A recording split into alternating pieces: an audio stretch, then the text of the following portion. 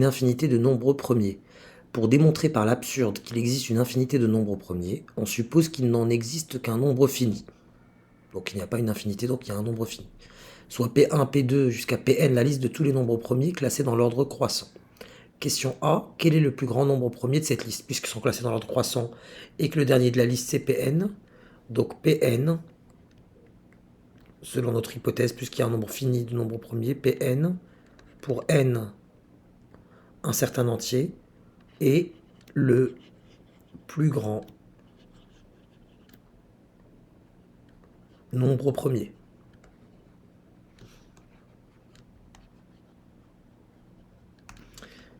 Par la suite, on nous dit, on définit x par le produit de tous les nombres premiers plus 1. Et on nous demande plusieurs questions. Est-ce que x est divisible par P1, par P2 ou par Pn? Voyons voir pour P1 ce dont il est question. Donc on avait posé, on va supposer, donc supposons, on va supposer, pour voir vers quoi on aboutit. Supposons que P1 divise x. Cela implique, donc il existe, puisque on a supposé que P1 divise x, donc il existe un certain entier, on va l'appeler K, un entier K, tel que mon x en fait, il est égal à P1 fois mon K. Mais si c'est vrai que x égale à P1 fois K, autrement dit, donc, et là je me base sur cette égalité-là, en retranchant des deux côtés le produit de tous les nombres entiers, donc ça me donne donc x moins le produit de tous les nombres premiers, pardon, pas entiers, même s'ils sont entiers, P1 fois P2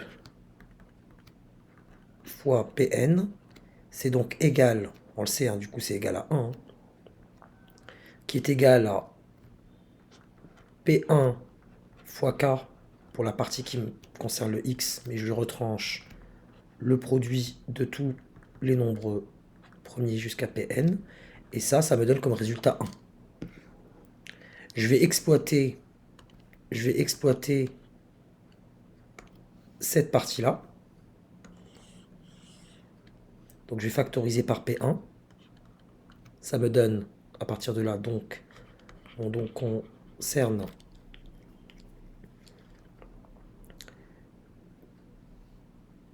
mes petites vagues ici. J'ai donc P1 facteur de K moins P2 fois P3 jusqu'à Pn égale à 1. Donc,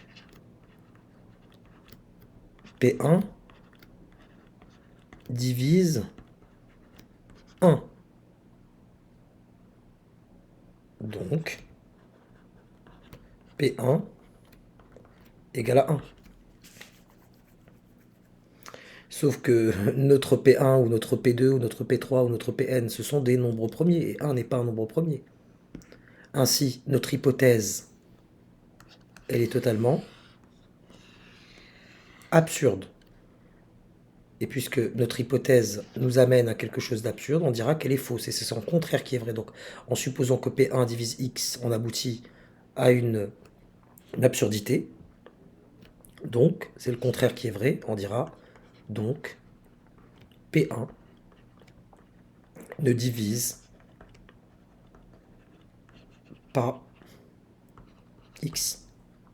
Et même raisonnement analogue pour les deux questions qui suivent. C'est exactement la même chose. Montrer que X est nécessairement un nombre premier. Donc X n'est divisible par aucun nombre premier. Déjà, constat, X n'est divisible par aucun nombre premier. On est d'accord. Et autre que lui-même. Mais pour l'instant, on ne sait pas si c'est encore un nombre. On ne sait pas si c'est un nombre premier. Il fait pas. Selon nous, il c'est pas un nombre premier, selon nos hypothèses. Donc, divisible ni par P1, ni par P2, ni par P3. Mais X est divisible par 1 et par lui-même. Donc il admet exactement deux diviseurs, 1 et lui-même. Donc il est forcément premier. Conclusion, que peut-on déduire concernant l'existence d'un plus grand nombre premier? C'est la même chose que la question B. On a supposé qu'il existe un nombre fini de nombres premiers, et ça aboutit à une absurdité, parce que derrière, on arrive à exhiber x, qui est forcément premier. Donc x est un nombre premier, et x est supérieur à Pn, qui était censé être le plus grand nombre premier. Donc, notre hypothèse de départ, en considérant qu'il y avait un nombre fini de nombres premiers, notre hypothèse est absurde. Et puisque notre hypothèse est absurde, c'est le contraire qui est correct. Donc, il existe une infinité de nombres premiers.